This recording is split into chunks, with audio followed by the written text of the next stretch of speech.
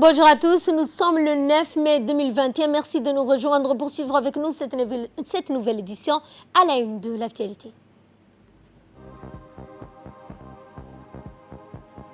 Djibouti se positionne à la première place au niveau des ports africains et au 61e rang mondial.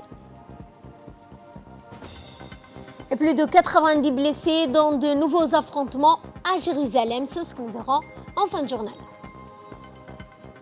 Mais avant de développer ces titres, ces messages de félicitations émanant de chefs d'État, de gouvernements, de pays frères et amis, notamment d'organisations régionales, continentales et internationales, continuent d'affluer à la présidence de la République. Le Premier ministre thaïlandais fait partie d'un lot récent de dirigeants qui viennent de faire parvenir leurs chaleureuses félicitations au président de la République. Au nom du gouvernement du peuple du Royaume de Thaïlande, j'ai l'honneur de vous transmettre mes chaleureuses félicitations suite à votre brillante réélection, a écrit en substance le Premier ministre thaïlandais. Je saisis également cette occasion pour vous faire part de ma détermination à œuvrer de concert avec votre Excellence afin d'identifier ensemble de nouveaux pôles fructueuses pour nos deux pays et nos deux peuples. À noter dans le même document le Premier ministre thaïlandais qui a réitéré ses vœux de succès, de réussite au président Ismaël Omar Guelleh, fin de communiqué. Je vous l'annonçais dans le titre, la Banque mondiale a publié le 5 de ce mois une étude relative à l'indice de performance mondiale des ports à conteneurs.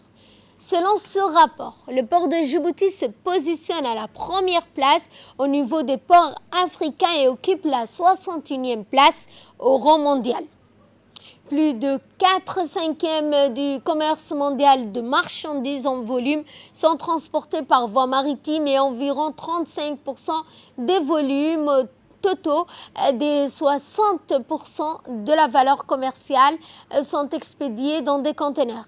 Il est basé sur le nombre total d'heures de port et d'escale défini comme temps écoulé entre le moment où le navire accoste à un port et son départ du quai d'amarrage ayant terminé son échange de fret. Des charges de travail plus ou moins importantes sont prises en compte en examinant les données intrinsèques dans les 10 plages de taille d'appel différentes. 5 groupes de taille de navires distincts sont pris en compte dans la méthodologie étant donné le potentiel de plus grande économie de carburant, d'émissions sur les plus gros navires. Ce rapport est un levier stratégique qui montre les efforts consentis par les dirigeants des pays et permet également aux décideurs d'avoir une vue d'ensemble de l'efficience des ports de notre pays, et ceci démontre la justesse des investissements et prouve encore une fois la voie pour atteindre la vision 2035 tracée par le président Ismaël Omar Guelleh. Le président de l'autorité des ports et des zones franches, Aboubacar Omar Hadi, a félicité l'ensemble des acteurs du secteur portière pour cette excellente performance portière. Dans l'actualité également, les différents CDC de la capitale, en l'occurrence ceux de quartier 3 de la cité du Stade ainsi que de Wahlidaba, ont abrité hier soir les demi-finales du concours inter-CDC de récitation de Saint-Coran et ainsi que des 90 noms d'Allah, ainsi que les jeux de questions sur la vie du prophète Mohammed sallallahu alayhi wa sallam. Ces concours initiés par le secrétariat d'État à la jeunesse et au sport, organisé en collaboration avec le ministère de la Culture et des Biens Waqf, s'inscrit dans le cadre de la promotion de l'épanouissement de la jeunesse.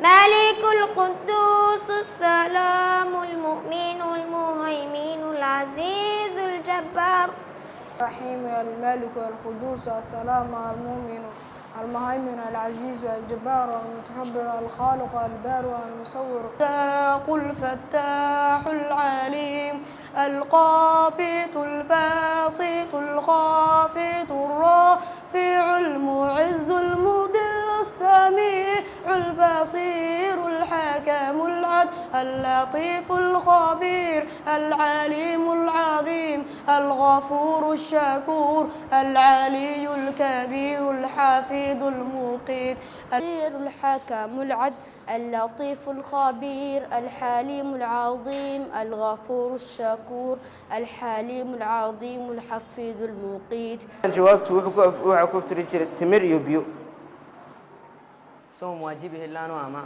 سايبر عبالتني حبولي.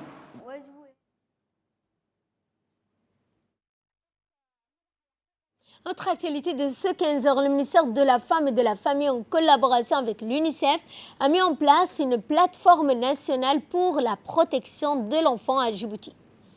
Une délégation conduite par la directrice de la famille est en tournée depuis le 2 de ce mois dans les régions pour une tournée d'orientation, d'information sur la plateforme de la protection de l'enfant. Le 3 mai dernier, la délégation a abrité cette journée d'atelier d'orientation d'information sur la plateforme de la protection de l'enfant à Dikil au sein du siège du conseil régional. Ont pris part à cet atelier les responsables de cette région, à savoir la préfecture, le président du conseil régional, les ministères de la santé, de l'éducation, des affaires, des représentants du secrétariat d'État à la jeunesse et au sport.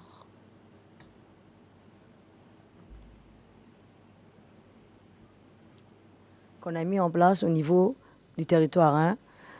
Le ministère a mis en place cette plateforme en 2018 avec l'appui de l'UNICEF. Une consultante internationale avait participé à la mise en place de cette plateforme. Cette plateforme consiste à vraiment protéger et défendre le droit de tous les enfants vivant à Djibouti. Cette plateforme, elle regroupe pas mal des départements ministériels, la société civile, les systèmes des Nations Unies, parce que cette plateforme, vraiment, elle doit tout faire pour éliminer les violences faites aux enfants. Et notre souhait, en tant que ministère de la Femme et de la Famille, c'est de vraiment mettre en place dans chaque région une plateforme restreinte. Parce que vous êtes en mesure de résoudre le problème qu'il y a à votre niveau. Il y a la préfecture avec vous, il y a le conseil régional, il y a la défense, l'intérieur, la santé, l'éducation, les affaires sociales, la jeunesse. Tous ces gens-là sont là pour aider ou appuyer les responsables du ministère de la Femme au niveau de la région d'Idikil. Donc notre souhait, c'était de mettre vraiment en place cette plateforme, que vous mettiez en place des activités ou des actions concrètes, que vous partez sur le terrain, que vous essayez de sensibiliser toute la communauté qui vit dans cette région pour vraiment éradiquer la violence faite à tous les enfants du pays. Le ministère de l'Agriculture a organisé jeudi dernier à Tadjoura une cérémonie de lancement de la distribution d'aliments de bétail et d'outils agricoles et des transferts monétaires aux agro-pastoraux de Tadjoura, et ce dans le cadre du projet d'urgence de lutte anti-acridienne lancé par le gouvernement avec le soutien de la Banque mondiale. Les éleveurs, les agroculteurs ainsi que des trois régions de l'intérieur du pays recevront un lot d'aliments de bétail et d'outillage agricole ainsi que des transferts monétaires dans les semaines à venir.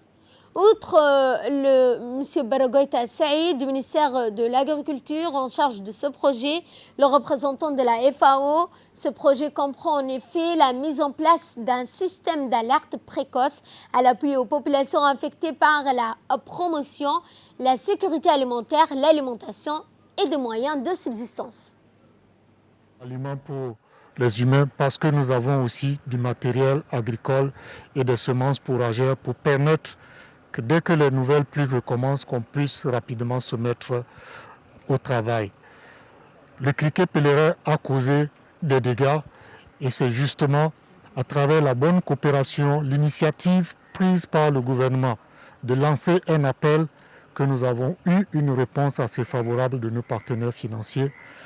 Le préfet l'a déjà mentionné, nous avons la Banque mondiale, nous avons la coopération allemande, nous avons l'Union européenne, la fondation Bill et Melinda Gates, la coopération japonaise, le PAN est passé avant, faire la distribution des aliments, de la nourriture.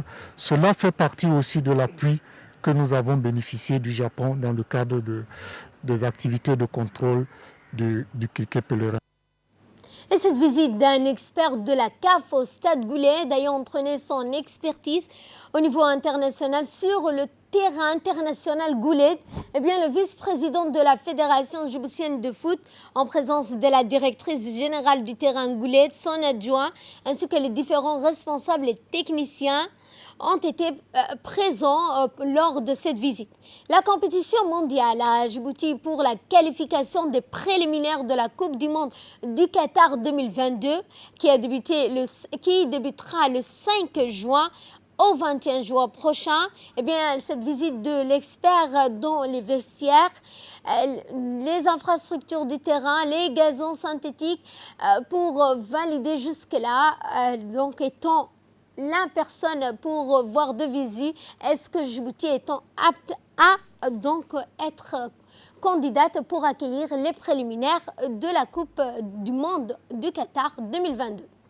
Et dans le cadre de la lutte contre la contrebande sous toutes ses formes et agissant sur des renseignements recoupés, les enquêteurs de la brigade des quartiers 6 et 7 ont entrepris une opération visant à mettre la main sur des vendeurs de produits de dépigmentation de contrebande.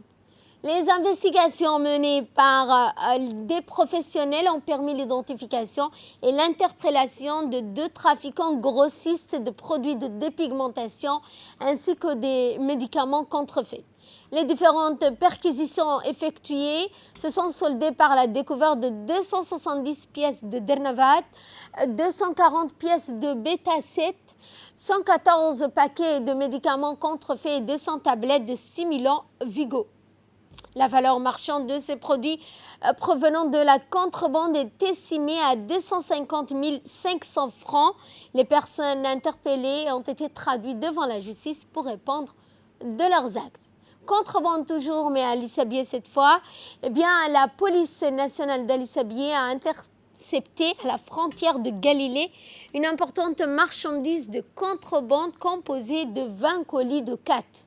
Selon la procédure standard en vigueur, cette quantité a été transmise à la brigade de la douane et détruite sur place en présence du chef de la brigade de la douane de l'Issabié, Mohamed Moumine, rappelant que la contrebande nuit à l'économie nationale. Dans l'actualité internationale au Palestine, plus de 90 blessés et dans de nouveaux affrontements à Jérusalem. Depuis la semaine dernière, les tensions sont vives à Jérusalem, mais aussi en Cisjordanie, autre territoire palestinien occupé par l'occupant israélien, où les Palestiniens ont manifesté contre les restrictions d'accès imposées par Israël à certains secteurs durant le mois de Ramadan et la possible éviction des Palestiniens de Sharjarah. Vendredi, de violents heurts avaient opposé les fidèles palestiniens aux policiers israéliens entrés dans l'enceinte de l'esplanade des mosquées. Le porte-parole de la commission du commissariat des Nations Unies des droits de l'homme a exhorté vendredi l'entité sioniste à mettre immédiatement un terme à toute expulsion forcée de Palestiniens qui pourraient constituer des crimes de guerre. Fin de ce journal, merci à vous de l'avoir suivi. Excellent après-midi à toutes et à tous.